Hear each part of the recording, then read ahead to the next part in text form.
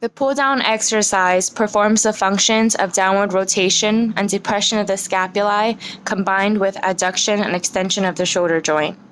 It is a compound exercise working several joints at once. While the latimus dorsi is the primary muscle, the biceps and muscles in the forearm act as helpers. Several muscles of the rotator cuff also assist as the bar is pulled down. The muscle that is primarily being used in the behind the head pull down is the latissimus dorsi.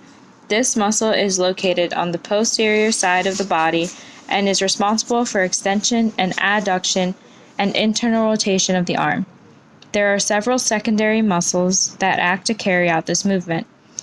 These muscles include the trapezius, which performs elevation, upward rotation, adduction, and depression in terms of the scapula, the pectoralis minor, which does abduction, downward rotation, anterior tilt, depression, and depression, the rhomboids, which carry out downward rotation, adduction, and elevation of the scapula, the levator scapulae, which carries out elevation, the deltoids, which primarily carries out abduction, the teres major, which carries out medial rotation, extension, and adduction, and the biceps brachii, brachialis, and the brachioradialis, which all are responsible for flexion.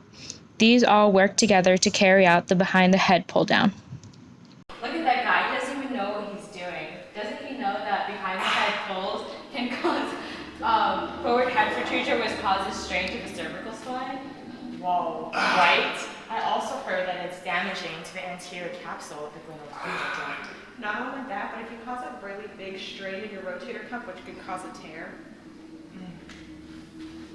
What up, bro? I see you making them lat gains.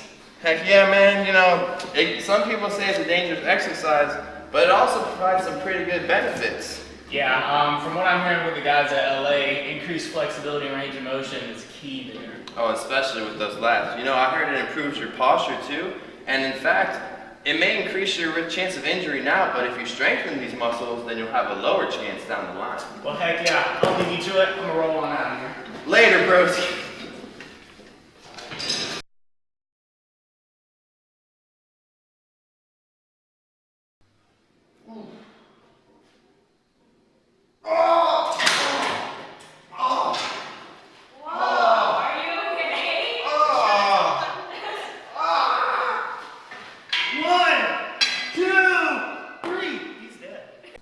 Have you or a loved one been affected by behind the neck pull downs?